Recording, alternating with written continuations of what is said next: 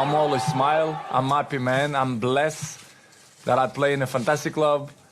I have a fantastic family. I have 4 kids. I'm healthy. I have everything.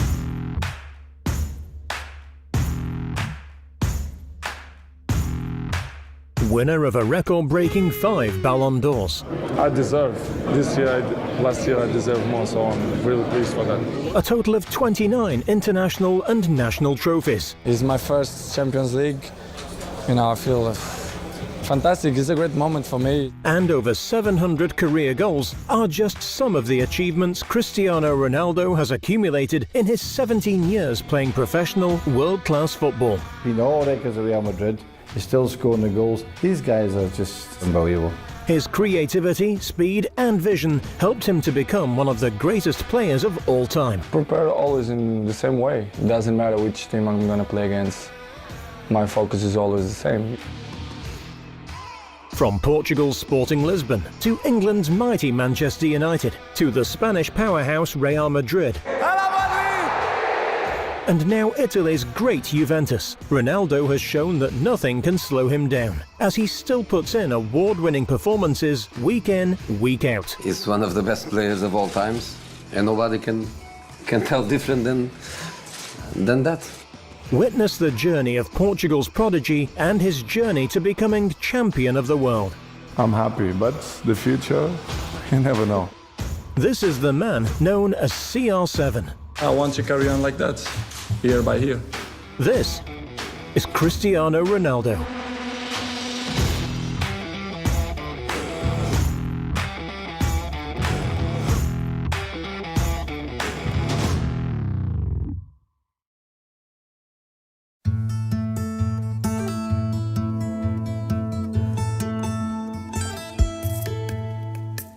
Born on the 5th of February 1985, Cristiano Ronaldo dos Santos Aveiro was the youngest of 4. His mother was a cook, and his father was a municipal gardener. His family lived in the now popular tourist destination Madeira, a small island just off of Portugal. But Madeira in 1985 was a poverty-stricken place to live, with a very small community. Ronaldo stated that his family lived a humble life, one that certainly wasn't filled with glitz and glamour. Well, Cristiano is born into quite a big family on the island of Madeira and living in Funchal. And I don't think you could say that Madeira is in the middle of the Atlantic, because it isn't, but it's far removed from mainland Portugal. This is not like being brought up in Lisbon or Porto or one of the main cities. It will feel very, very different from the Portuguese mainland. It's a very small community. And Cristiano's out there playing with his family, playing with his friends on the streets of Madeira, and gets involved in the local club. His dad is a part-time kit man with the local club. So he's born into a family which has some footing within the game, of course. So he's brought up by a football-loving dad, which is massive, of course, for little Cristiano as he begins to hone his skills on the streets of Funchal. And he's in the local youth club and learning his skills. And this would feel a million miles away from the bright lights of the big European clubs to which he would aspire to play for. At the age of 8, Ronaldo signed to his first youth team at Arena, where his father was a part-time equipment manager. Playing on both the street and the pitch, football had now become an obsession to him. At 10 years old, Ronaldo then moved on to one of the biggest clubs on Madeira, Nacional.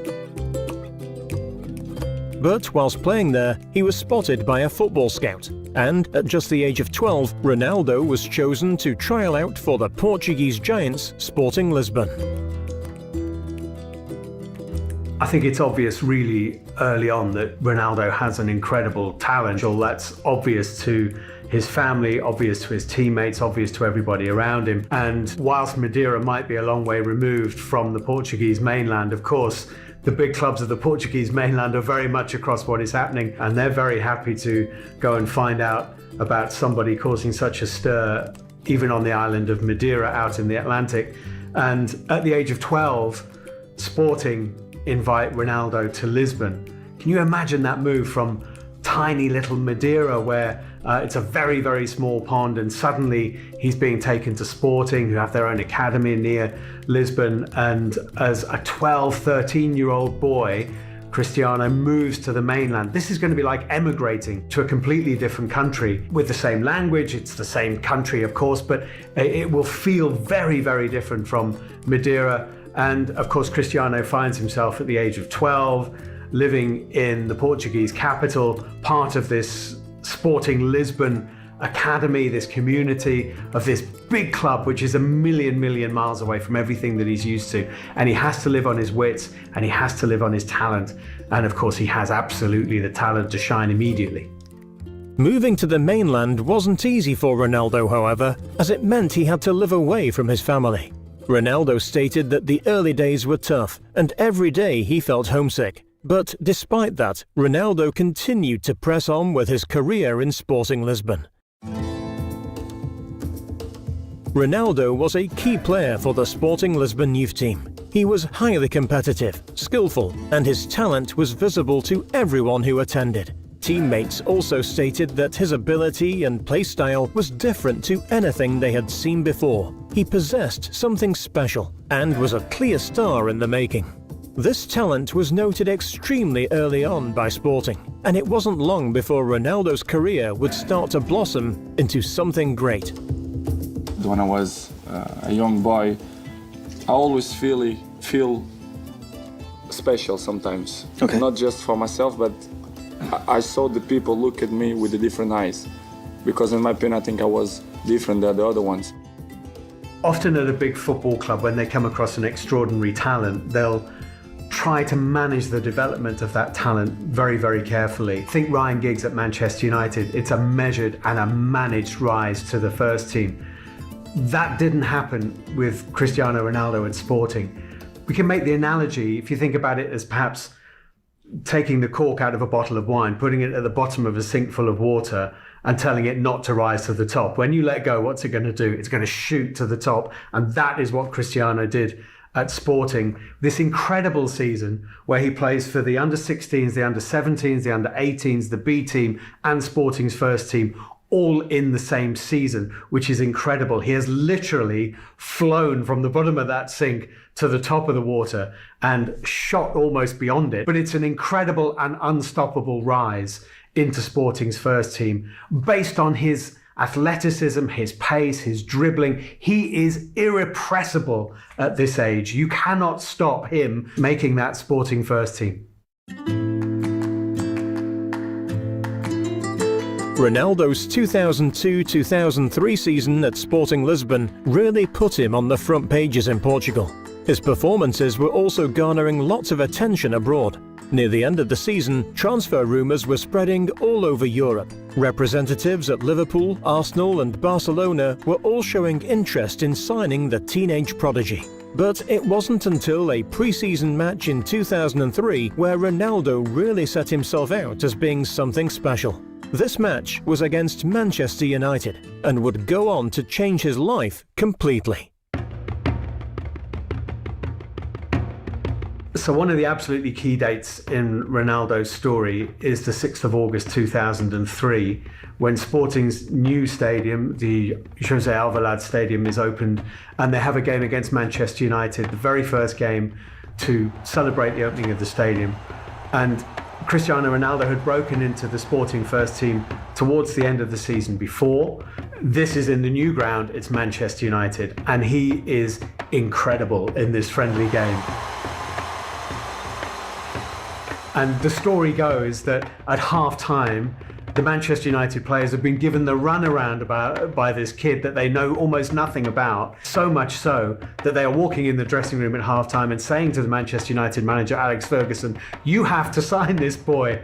John O'Shea, experienced Manchester United defender, was twisted inside out in the first 45 minutes by Ronaldo. An extraordinary performance. And the story goes that Alex Ferguson got onto the United kit man, told him to find Peter Kenyon, the chief executive of the club, and to immediately begin negotiations with Sporting during the second half to make sure that Manchester United can sign this kid before anybody else did.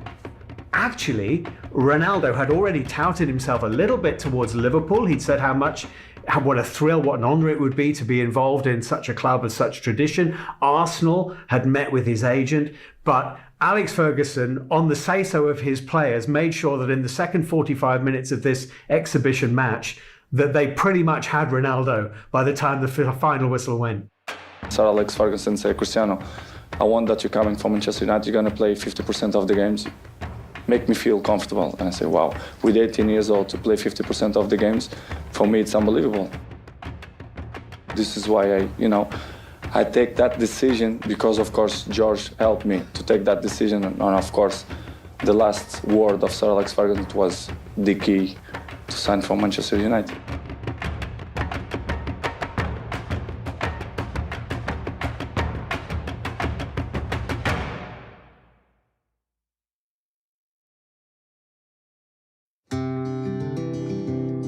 Manchester United was his new home, a big moment in Ronaldo's life, a chance to really prove himself on the world stage, playing for such a prestigious club.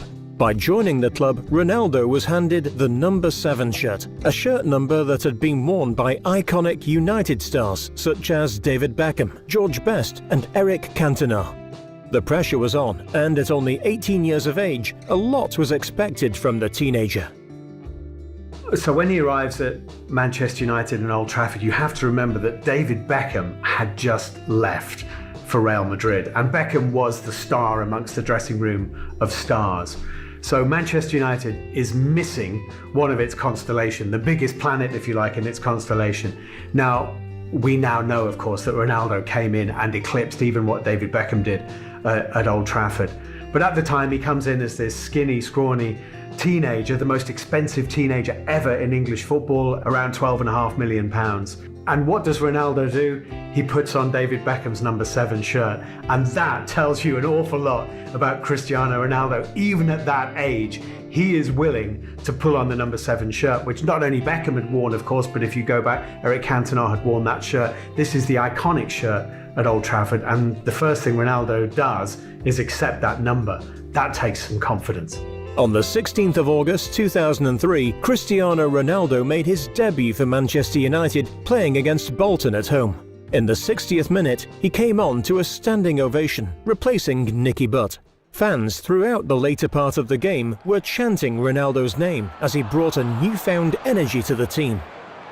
So I think United's plan with Ronaldo was to probably try and introduce him gently into the English league. This is a new country, he's mastering a new language brilliantly. And I think that was Alex Ferguson's plan, to try and treat him in much the same way as he had with Ryan Giggs, to use him sparingly. But again, you just can't do that with Ronaldo. George Best said that Ronaldo's debut for Manchester United was one of the most exciting he'd ever seen. When George Best says that about an emerging player, then everybody will obviously sit up and take notice. Manchester United went on to win the game 4-0, and although Ronaldo didn't get his name on the score sheet, he did help get the ball forward multiple times thanks to his brilliant dribbling skills and his speed.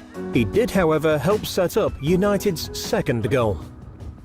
So by this time, Ronaldo's trademark abilities are beginning to come to the fore, and they're obviously his physique, which he's worked on throughout his career. He has this incredible strength, unbelievably quick feet. He has feet like a conjurer's hands. His change of pace is incredible. His top speed is unbelievable. He is now eclipsing what Ryan Giggs did on the left wing for Manchester United. Cristiano Ronaldo is doing and more on the right-hand side. His skill set is unbelievable, and he is literally embarrassing some of the best defenders in the Premier League week after week with tricks and skills and pace and strength which they just have not seen before, they've not experienced before, and they cannot live with. Very quickly, Cristiano Ronaldo is one of the best players in the new league. Ronaldo's first season at Manchester United really got his name in the headlines, despite the fact he was only playing 50% of the matches. But after only 3 months in the first team, Ronaldo got his first goal against Portsmouth. The goal was scored from a phenomenal free kick, sailing past the goalkeeper and finding itself into the top right corner of the net. Not only had Ronaldo shown he was a great all-round player, he had also showed off how precise he was at taking free kicks. It is Ronaldo, and it's in!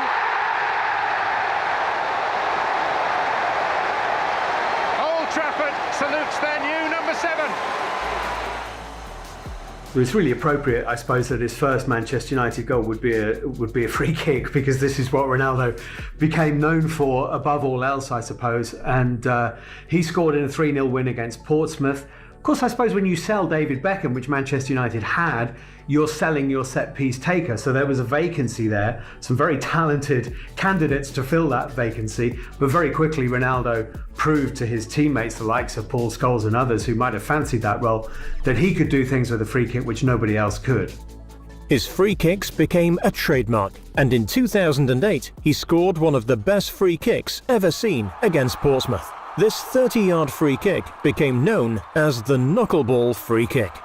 One of the greatest Ronaldo set pieces for Manchester United would have to be one against Portsmouth at Old Trafford in the 2007-8 season, when David James, very highly respected Portsmouth and England goalkeeper, is completely bamboozled by what Sir Alex Ferguson described, I think, as the greatest free kick goal he'd ever seen.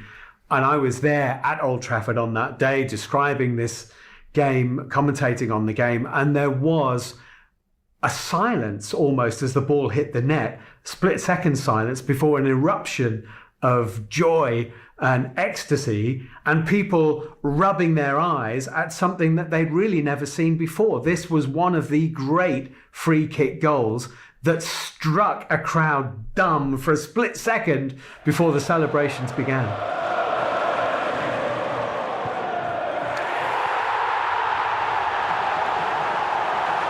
Prior to Ronaldo, I don't think anybody in England had ever seen anybody care where the valve of the football was before they struck it, or strike that pose, which is now literally turned into a statue on the island of Madeira as he stands with his arms like this and addressing the ball in a way almost like a golfer addresses the ball on a tee. No one had ever seen any of this stuff before.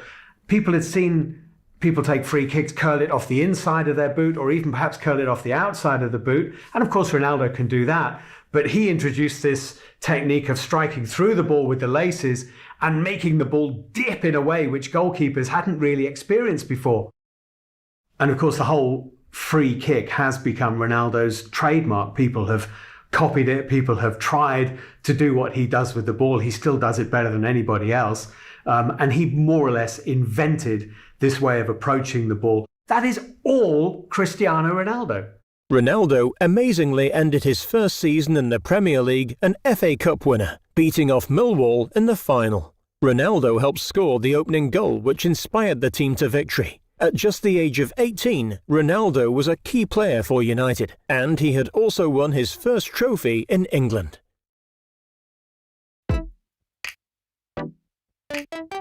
At the start of 2005, Ronaldo marked some of his best ever matches for United. In their game against Aston Villa, Ronaldo went on to produce a goal and an assist, dramatically changing the energy of the team and helping them to go on to win 3-1 at home. The second standout game was against United's biggest rivals at the time, Arsenal.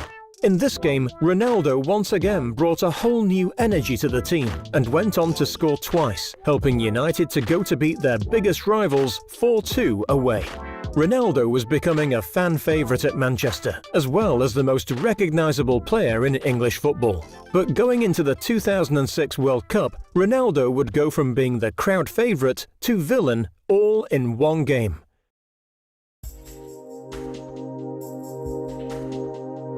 So when the 2006 World Cup began, obviously Cristiano Ronaldo is feted across England and now across Europe as one of the greatest players in the world, and there's huge anticipation about what he might do at the World Cup. And of course this enormous clash between England and Portugal in the quarter-final.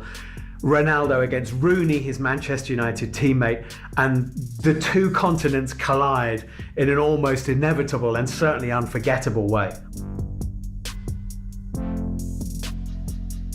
So Rooney, who's always had a bit of a short fuse, ended up fouling and treading on Ricardo Carvalho, the Portuguese defender, and he was obviously in trouble. And Ronaldo is immediately on the referee's case and trying to basically get his club teammate sent off. Ronaldo's not stupid. He knows that England without Rooney are a much different prospect from England with Rooney, and greatly increases Portugal's chances of going through. And even though the referee later said that Rooney was sent off for the foul and nothing more, it did appear that Ronaldo, leading this campaign of his Portuguese teammates in the referee's ear, swayed the referee to send Rooney off. And then the wink, which no one can forget, which is caught on camera. Cristiano Ronaldo, as Rooney is red carded and is trudging off the pitch, winks at the Portuguese dugout, and every Englishman and woman is absolutely convinced that Cristiano Ronaldo has just got Wayne Rooney sent off. I mean, inevitably this led to massive questions about could Ronaldo and Rooney play together anymore at Old Trafford. It seemed as though this might become a kind of burning feud within the Old Trafford dressing room. Certainly, it massively affected the way that English fans responded to Ronaldo. And suddenly there was an antagonism towards him which there hadn't been before. Even supporters of opposition clubs begrudgingly accepted that this was a great player that they were watching, and probably quite liked watching him play, even though he was devastating their teams. Suddenly, everywhere Ronaldo went, he was getting booed. Even some Manchester United fans seemed to have turned against him.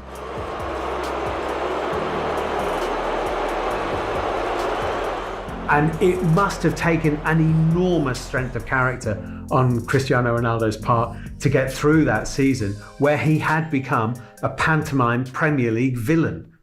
Despite the hate directed towards Ronaldo returning from the 2006 World Cup, his 2006-2007 season was filled with record-breaking moments. He broke the 20-goal barrier for the first time, achieved his 50th goal for Manchester United, won Young Player of the Year, the FWA Footballer of the Year award, and on top of all that, helped United win the Premier League title, helping him become a Premier League champion.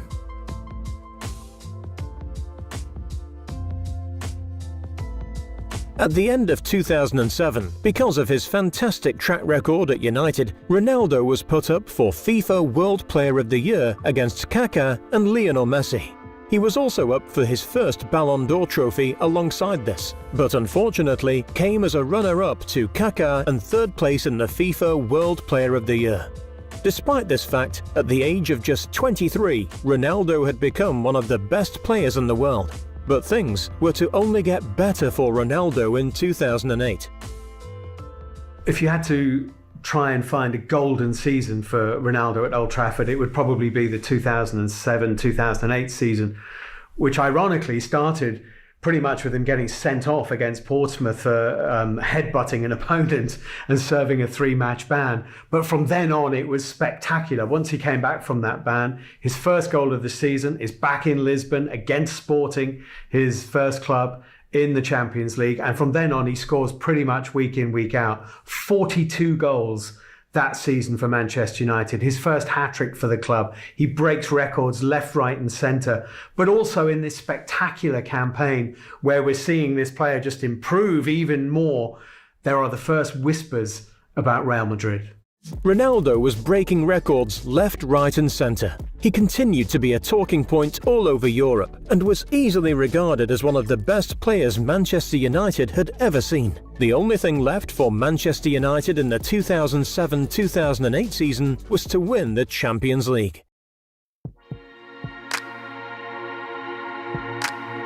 At that time, Manchester United were overhauling Liverpool's record of domestic titles in the Premier League.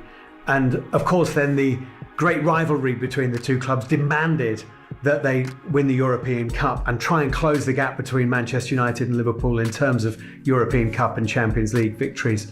So this becomes a real focus for Alex Ferguson. They hadn't won the Champions League since 1999. And of course, Cristiano Ronaldo is very, very aware that you are never going to be seen as being one of the world's great players if you don't have a Champions League win. Beating Messi's Barcelona over 2 legs in the semi-final, of course, would have given Cristiano Ronaldo immense personal pleasure. And then they go to Moscow to face Chelsea in the final. Chelsea, who were the new kids on the block in terms of the power base in English football with Roman Abramovich financing the club, and what a great side they were. So the game itself, two sides who know each other so well. Ronaldo perhaps inevitably breaks the deadlock, puts Manchester United in front, but Chelsea is strong and Frank Lampard equalises, and there's really almost nothing to choose between the two sides. And it goes deep into the night, into a penalty shootout, where Manchester United finally come out on top.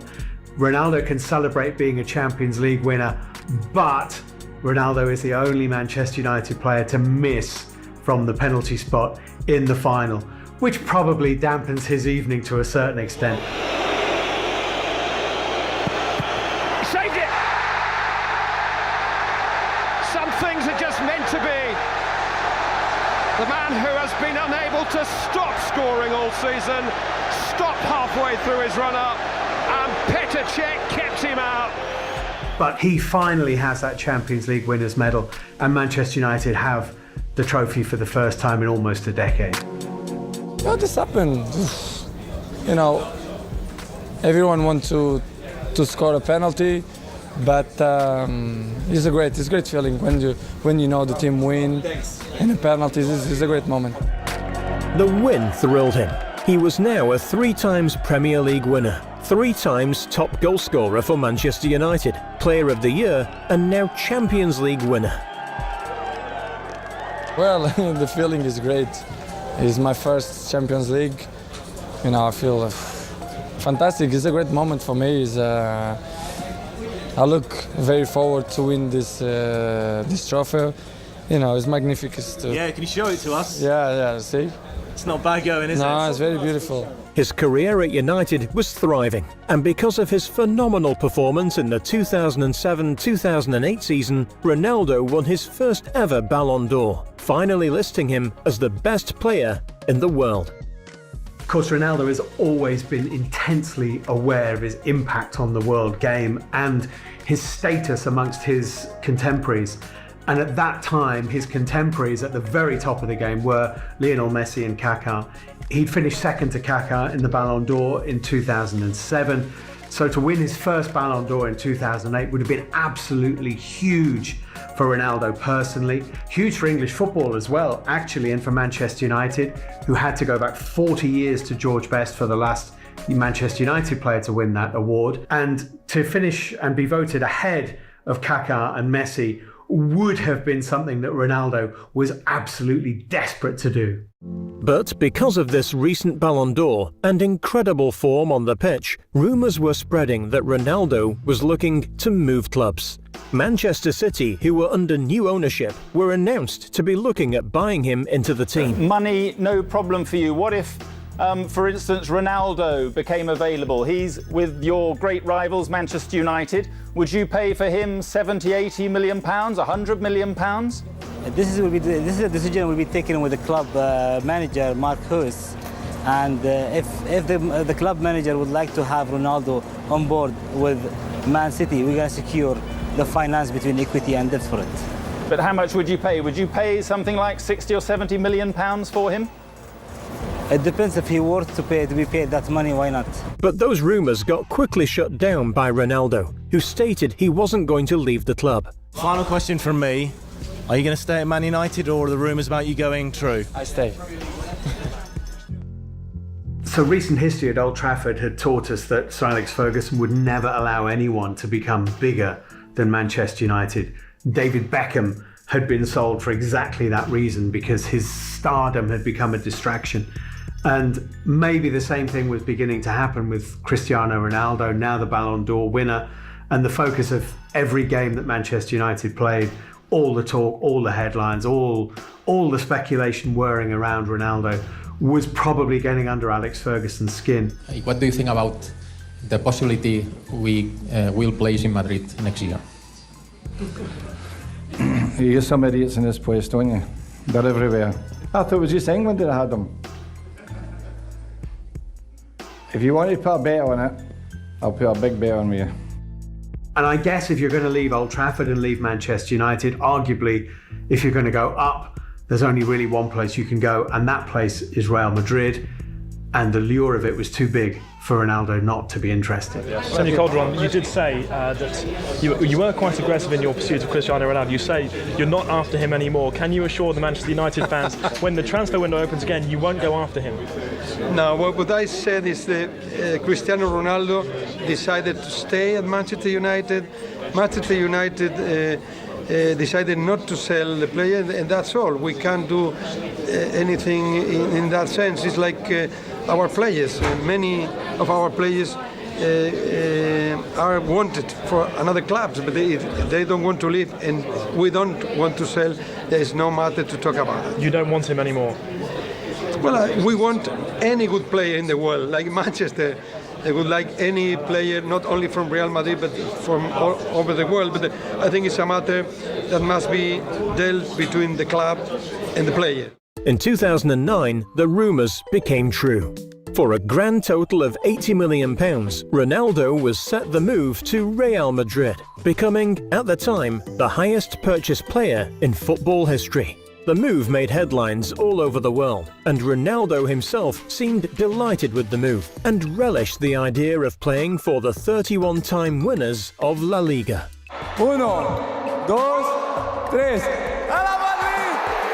So obviously, reluctantly, Manchester United cannot ignore the fact that Cristiano wants to go to Madrid and wants to play for Real Madrid. And again, much like they did with David Beckham, they accept the inevitable and get as much money out of it as they possibly can.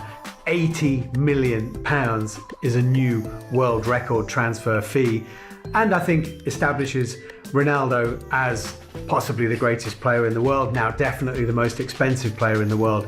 But more importantly than that, it's a power shift in European football away from England to Spain. Now La Liga can boast Barcelona with Messi and Real Madrid with Ronaldo, and England has lost its place as the very top league in European football.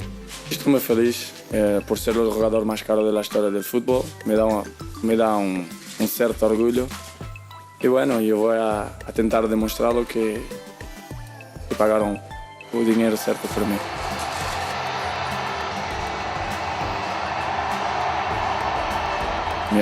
Me ha encantado con todo eso. Yo no esperaba que iba a estar lleno el estadio. Por eso, como debe imaginar, la sensación es muy buena. Era un sueño para mí.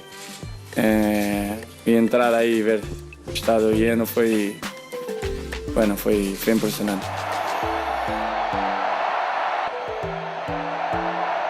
It's not easy situation. I'm arriving in Manchester when I'm 18 years old, and I've been there 6 years. I think it's a lot of time. I win many things there, collective and individual trophies and awards. And I met very good people there, good friends. And it's not easy, but you know, the life is a challenge, and I'm a challenger man, and I think it's a good move. I'm here in Madrid. I'm training with the best players in the world, and I don't care about the other teams. I try to focus in Madrid, to be a good trainings, to build up my form, and to do my best when I start the season. This is what I want.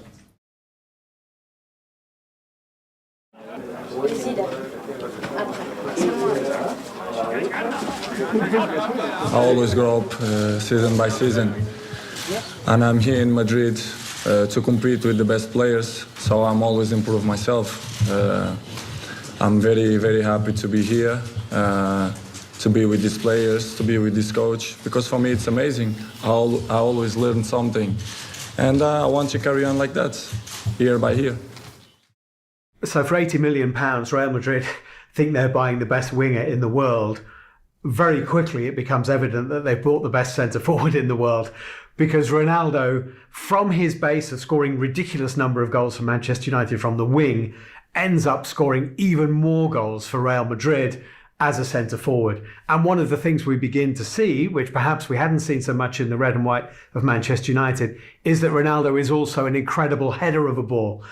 Set pieces, pace, goal scoring, heading. The guy literally shows that at Real Madrid he has absolutely everything. There is nothing in the white of Real Madrid that Ronaldo cannot do. whilst Ronaldo still performed to the best of his ability, garnering over 33 season goals. His first season ended trophyless. No Ballon d'Or, no La Liga trophy, and no Champions League trophy, losing all three to Barcelona and their golden boy, Lionel Messi.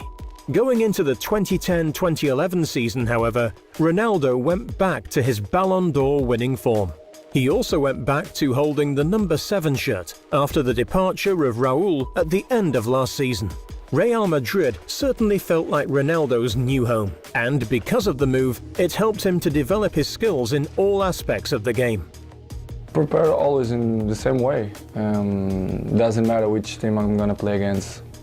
My focus is always the same, Maybe to play against the biggest team, my adrenaline is go up a little bit, but is the same. In my head, my mentality is always focused, is always concentrate to do my best. So very, very occasionally, there might be a player in the world who averages something like a goal a game. Well, Ronaldo exceeded that.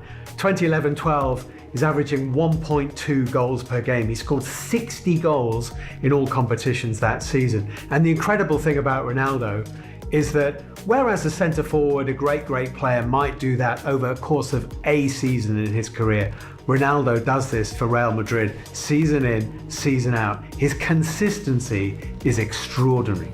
He was not only developing when it came to his skills, but his attitude during games also seemed to be changing. A younger Ronaldo was sometimes prone to do things which might get him sent off, things which might look a little bit stupid. He got red cards, he sometimes took tumbles that didn't look necessary. But by the time he is leading Real Madrid and leading Portugal, he's embraced the responsibility that comes with that. He's not only one of the world's great footballers, perhaps the world's greatest footballer, he's like Roger Federer, one of the world's great sportsmen. People around the world look up to him, whether they're really football fans or not, and he's known across the world. And Cristiano Ronaldo absolutely embraces that. No estoy preocupado, la verdad es que eso pasa-me completamente ao lado. No quero hablar de árbitros, de Barcelona, de missões impossíveis, 4, 5, 6, isso não, a mim me dá igual. O mais importante que tenemos un partido mañana y si ganamos, seguimos, y si perdemos, vamos para casa. Estoy muy ilusionado que vamos a ganar, vamos a hacer un gran partido y vamos a ganar. In the season of 2012-2013, Real Madrid made it to the semi-final of the Champions League. They faced Manchester United, Ronaldo's first time facing his older club. Obviously, Ronaldo had gone back and played and scored at Sporting as a Manchester United player, and it was inevitable that sooner or later Real Madrid would face Manchester United. Ronaldo would have to go up against Alex Ferguson, who he had such great respect for, and play at Old Trafford in the white of Real Madrid. And that happened in the spring of 2013. It's the Champions League, it's the round of 16. Real Madrid won, Manchester United won in the Bernabeu. Ronaldo scored, of course. And in the second leg at Old Trafford, a highly controversial game in which Manchester United were very, very unhappy with the referee. And who scores the winning goal for Real Madrid? Cristiano Ronaldo. Won't celebrate in front of the Manchester United supporters, which I think won him a certain amount of respect, but he made sure that his team won. Clever flick, Higuain drives it across and Real Madrid are in front and Cristiano Ronaldo is back. No celebration. Despite the great results for Real Madrid, the game was a true display of Ronaldo's sportsmanship and sensitivity to his old club. In 2014, Real Madrid went on to win 2-0 at the UEFA Super Cup against Sevilla. Ronaldo scored both goals for Madrid and went on to win Man of the Match, which was handed to him by Sir Alex Ferguson. Big game like that, it's always difficult to choose a man of the match. So many good players on the field, but Cristiano tonight made it easy for me. I say thank you to Sir Alex Ferguson to give me this trophy. For me, it means a lot because he was the coach who, teach me many things when I was in Manchester with 18 years of age. So I appreciate it and thank you for giving me this trophy. Throughout the next few years, Ronaldo was the star at Madrid. He was still breaking records with the club, setting personal milestones, and enjoyed every game he played. After yet again becoming the highest goalscorer in the 2013-2014 Champions League tournament, Ronaldo was easily becoming the best player in the world. The extraordinary feats of Ronaldo don't come easy. You have to be in incredible physical shape, and of course Ronaldo has always been in that. So by the time he's getting into his late 20s, he is in absolutely peak condition. He is stronger than he's ever been, he's quicker than he's ever been, and he's breaking records left, right and centre. He completed 100 goals for Real Madrid in league games more quickly than Ferenc Puskás, breaking a record which had stood for decades, from an era when goals came much more easily than they do in the modern era. He scored 200 goals for Real Madrid in 197 games. It's just eye-watering, mind-boggling statistic after statistic as records tumble at the feet of Cristiano Ronaldo. At a club that have had some of the greatest players we've ever seen, they now possibly have the greatest player they've ever had. Stefano's record, Puskás' record, he's still scoring the goals, he's never injured, plays every week. You know, these guys are just, he and Messi are unbelievable. Solo desde ese desafío permanente de lo imposible, desde el talento y desde la determinación, se puede lograr la eternidad. Y eso es lo que ha hecho Cristiano Ronaldo. Desde esta semana, Cristiano Ronaldo es el máximo goleador de la grandiosa historia del Real Madrid. 324 goles en 308 partidos.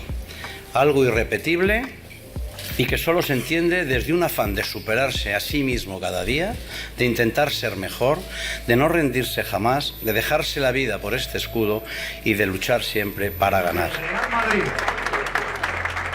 Jamás me planteaba cuando vestí por la primera vez la camiseta de Real Madrid ser hoy el mejor marcador de la historia del club, el club más grande del mundo, y poder batir a mi amigo Raúl y al fallecido Alfredo Di Stefano, que puedo decir que estoy muy contento. Desde Pellegrini, que fue el primero aquí en el Real Madrid, hasta Mourinho, Ancelotti y ahora Benítez, agradecer a ellos también porque me ayudan siempre en mi carrera. But alongside his time at Real Madrid, he was also the star player for Portugal going into the World Cups and the Euros. He was given the role of captain during his best season at Manchester United and was certainly seen as a role model for all the players. Going into the 2016 Euros, Ronaldo's role in the squad helped them get all the way to the final, facing France. But this would not be an easy game for Ronaldo and would in fact be one of the most tense games he'd ever experience. So as a really, really young player, Ronaldo had been part of Portugal's 2004 European Championship squad when they lost the final on home turf. In 2012, they reached the semi-final, and this became a black mark against Ronaldo in his international career. In the semi-final in Donetsk, they go to a penalty shootout against Spain, and Ronaldo puts himself down to take the last penalty, but because his teammates miss, Portugal never get to take a last penalty. They've lost the shootout to Spain before Ronaldo even takes one. Fabregas. Fine margins see Spain into the final again as they look to become the first team to ever defend this trophy. So having had big disappointments in an international jersey, we get to Euro 2016 and Portugal reach the final against France, and this everybody believes is going to be the moment that Ronaldo can shine with his country on the big stage and win a trophy for Portugal for the first time with him involved, and he gets injured early in the game. You did read the signs right, Alan.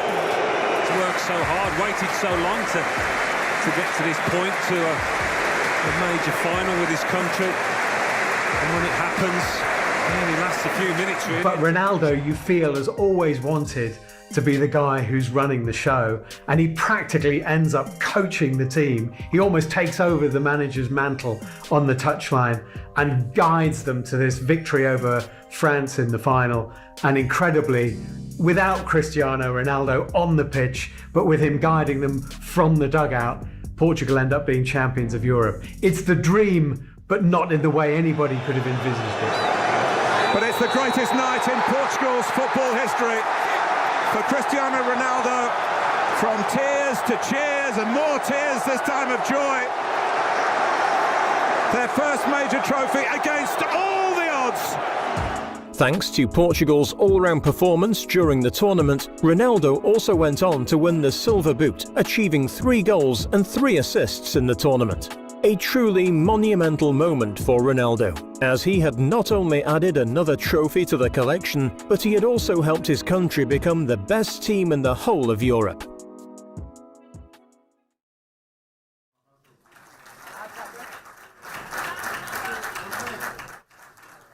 No estoy satisfecho, quiero siempre más.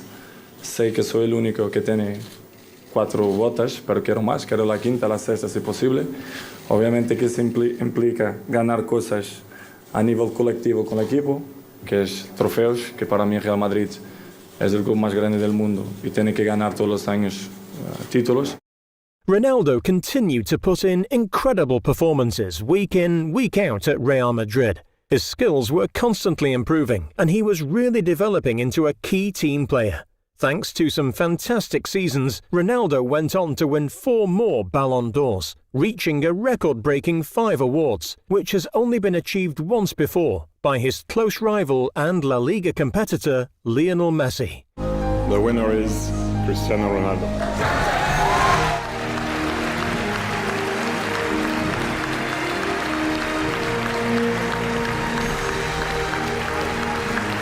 The beginning, when they mentioned the name, the heart started to beat fast and adrenaline. It's a hard moment, to be honest. But I think I deserve. Neuer deserved too, and Messi. But last year I deserved more. So I'm really pleased for that. He's one of the best players of all times, and nobody can tell different than that. He's one of the best players of all times. It's as simple as that. People say he's the best player in the world and would argue about Pele, about Diego Maradona, and they have to be in the equation clearly because they're fantastic players. But I think what you would say is that Pele had no contemporaries and Diego Maradona had no contemporaries. There were no one around at the time who could touch them. Cristiano Ronaldo had Lionel Messi, and Lionel Messi had Cristiano Ronaldo, and that helped both.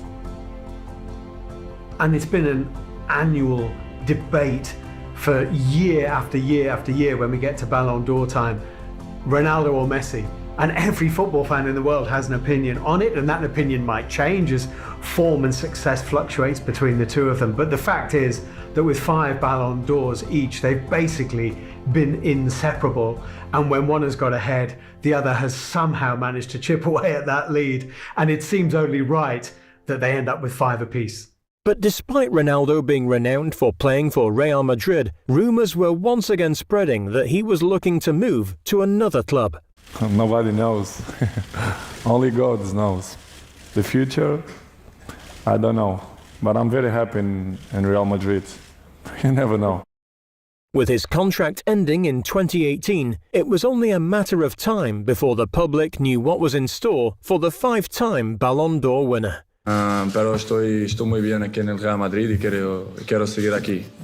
Sobre la liga italiana, la verdad es que no es la liga que me gusta más para jugar, pero respeto mucho, tiene grandes jugadores, las equipos italianas son siempre muy buenas, muy difíciles, pero en el futuro nadie sabe, no lo sé. Before his contract ran out, however, Real Madrid faced Juventus in the quarter-final of the Champions League. During this game, Ronaldo went on to score one of the most remarkable goals that anyone has ever seen. A showreel of Ronaldo's best goals would just go on and on and on forever, but there is one goal which probably stands out above all others, and that comes in Turin against Juventus in the 2018 Champions League quarter-final. And Andrea Barzagli, the great Italian Juventus defender, described this as a PlayStation goal. It's an explosive overhead kick, which is a conglomeration of unbelievable athleticism with incredible anticipation and just sheer guile and audacity. And then Ronaldo! What a goal by Cristiano Ronaldo! Sensational! The greatest marksman in the history of the Champions League with an absolute beauty! Very few players would even imagine scoring it. Even fewer would attempt to score it, and perhaps only one would actually score it. And Cristiano Ronaldo scored it. An unbelievable overhead kick. And the Juventus fans got on their feet to applaud it. It's a sensational coming together of vision, technique, athleticism, and sheer audacity. I have never seen an away crowd to a man give a standing ovation to the opposition's best player after a goal like that. Yeah. And even Ronaldo himself says that's the best goal he's ever scored so far. After this game, Juventus started talks with Real Madrid and Ronaldo regarding his contract, and after his warm reception at Juventus during that Champions League match, Ronaldo stated that they were a great club with a passionate fan base. But with Ronaldo's contract soon to be running out, would Juventus be his new home? May of 2018 is a landmark in Ronaldo's career. Real Madrid play Liverpool in the Champions League final in Kiev, beat them 3-1. Ronaldo has scored 15 goals in the Champions League that season. For the 6th season running, he's the top scorer in the competition. Yet another Champions League for Real Madrid, a 5th Champions League for Cristiano Ronaldo, which is a record. And then immediately after the game, he refers to his time at the club in the past tense, and a bombshell has just dropped on Real Madrid because Ronaldo is thinking of moving on. And I can remember being in Russia. It was the semi-final and final stage of the 2018 World Cup finals. All the world's football media are there, and Ronaldo completely blindsides everybody because suddenly the news is not about Russia, not about the World Cup, it's about Turin because Cristiano Ronaldo has joined Juventus.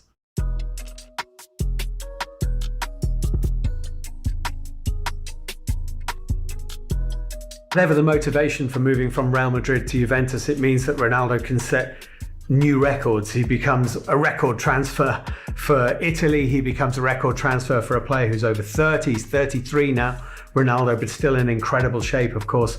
And he becomes, with Juventus, the first player ever to win a league title in England, Spain, and Italy. And you feel that Ronaldo is just finding new records that he can break, and Juventus is a place to do it. Unfortunately for Ronaldo, his first Champions League performance with Juventus was tainted by a controversial sending off. But even after experiencing so much in his career, there is still that little streak in Ronaldo, and we saw that on his Champions League debut for Juventus against Valencia when he was sent off for apparently pulling the hair of Jason Murillo, the Valencia defender. Ronaldo could be in big trouble. Ronaldo is in big trouble. This is the Champions League. Headline being written. Ronaldo's first return to Spain since leaving Real Madrid sees the European Champions League record scorer sent off. And Ronaldo was absolutely devastated and left the pitch in tears.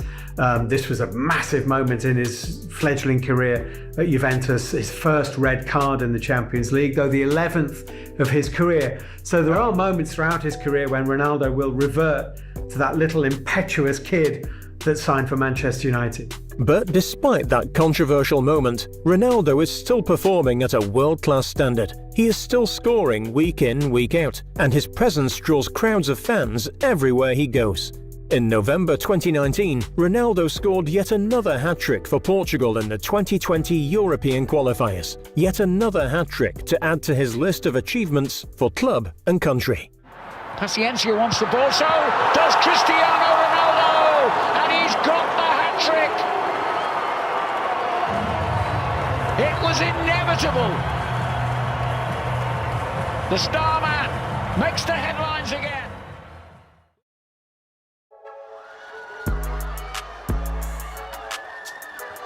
It's safe to say that Ronaldo is the most popular player in the sport and easily has the biggest fan base of all the players around the world. But he's not only just a popular football player, he is also an extremely smart businessman. Since being at Manchester United, Ronaldo has been involved in a variety of brand deals that have referenced his iconic CR7. He has released fragrances, been on the front cover of football-related video games, has his own underwear lines, and also has his own clothing brands. Por este perfume, ¿a qué huele Cristiano Ronaldo? Bueno, yo intento siempre oler bien. Y esta es una prueba. El tercero, que es una fragancia que tiene un olor muy suave, muy mío. Así que, como puedes imaginar, soy muy contento y el olor es fenomenal. No sé si has probado, pero Sí, me he echado. a mí me encanta un montón. And he's become more than a footballer over 2 decades. He's become almost literally a trademark with that pose that he has before he strikes a free kick, with the CR7 brand, with the museum on his home island of Madeira, and everything else that surrounds Ronaldo. And he's embraced it. He's a showman and he's an arch businessman, and he absolutely understands his own place in the superstardom of the world. ¿Por qué decidiste invertir en este proyecto de Bueno, como todo na vida, oportunidades, são projetos que me identifico plenamente, é uma área de saúde que me identifico também, assim que tinha todos os ingredientes para poder abrir lá y obviamente con mi parceiro también, que es una persona que me asocié muy bien, me ha gustado mucho, es una persona que también tiene una visión global, así que contento por hacer parcería con él. But on top of that, he also gives a lot back to less fortunate communities. Since 2014, Ronaldo has been working alongside Save the Children, helping children all over the world who have been involved in wars or are seriously ill. He also became an ambassador for the organization and continues to campaign for them on a regular basis.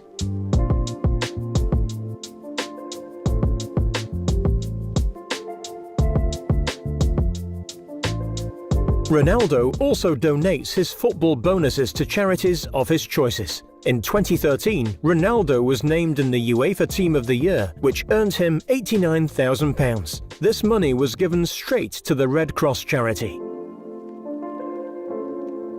He also went on to win a bonus of £450,000, which he donated to Save the Children, UNICEF and World Vision, 3 charities in which he is an ambassador of. They cannot chase after you if you can pass through these 20 kids. All right? Give it a try. Let's go!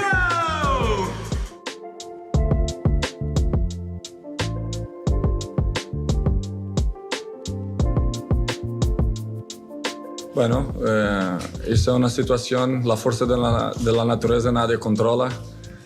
Eso ha pasado también un poco en donde ha crecido, que es Madeira, pues es una situación muy complicada para la gente que vive ahí. La única cosa que puedo decir es que siguen trabajando, luchando para que las cosas puedan mejorar y vivir con una ilusión, sabiendo que es una situación muy complicada por las familias, por las personas, por los niños, pero que la palabra más importante en este momento es la esperanza. I've interviewed Ronaldo a few occasions. One stands out was at Birmingham City when he was in his early days at Manchester United, and he had a great game, and we requested Ronaldo as the post-match interview, and our position for the interview was miles away from the dressing room, but he was willing to come down the very, very long players' tunnel, then walk through supporters and stewards and everybody trying to get photographs with him. And the Manchester United press officer was saying, he won't want to do this, he won't want to do this. But he came all that way to do a post-match interview, not because it was me or because of the TV station I was working for, but because he understands that people are going to talk about him. And so he wants to be the one leading the conversation. And that's why I think Cristiano Ronaldo is not only a great footballer, but is a great linguist, because he's learned the languages of the countries where he plays so that he can be the one leading the conversation. Cristiano Ronaldo is more than just a great football player. He is an icon and a role model for millions all over the world. He has proved that it's possible to come from nothing and rise to be the best in your sport. He has broken records left, right and centre, and despite being one of the oldest players in the top leagues, he is still looking to break more records and win more trophies in both Serie A, the World Cup, the Euros and the Champions League. It's remarkable that Ronaldo is still going strong at his age. He looks fantastic. Why not? Well, he's young. Yeah. Yeah, of course. Yeah. But normally a lot of players get to their mid-30s and they don't look after themselves. They don't. No, I don't think in these days the people they take care of themselves very well. And, my generation or before my generation probably you finish early, but now you can play until 36 easily. It's hard to know when Ronaldo will ever stop, but inevitably he will at some point, though, as he says himself, he believes 4, 5, 6 seasons ahead of him because he has kept himself in such incredible physical shape that his body is actually the body of a younger man, and he may well be right about that. I don't really see him winding down at some small club back in Portugal. I would imagine there'll perhaps be a sudden stop, and then the world will realise that it's lost certainly one of the best 3 or 4 players it's ever had. He will always be remembered as one of the greatest football players of all time. And even when he retires, football fans will recognise CR7 and they will always know the name Cristiano Ronaldo. I think Cristiano Ronaldo, and you would have to say Lionel Messi, have changed the way that youngsters support football. You know, back when I was a kid, you supported perhaps your local team, and then perhaps more recently you supported the biggest team in your country when you were a kid. Now I think kids across the world, for 10 years, they said, I support Real Madrid because of Cristiano Ronaldo, or I support Barcelona because of Lionel Messi. They divided the little boys of the world across those supporting lines. You were either Ronaldo or you were Messi. You were either Real Madrid or you were Barcelona. And it didn't matter if you were in Manchester or St. Petersburg or in Madrid or in Malmo. It was Real Madrid or Barcelona because of Ronaldo or because of Messi. I'm very, very happy to be here, to be with these players, to be with this coach, because for me it's amazing. I always learn something, and I want to carry on like that, year by year.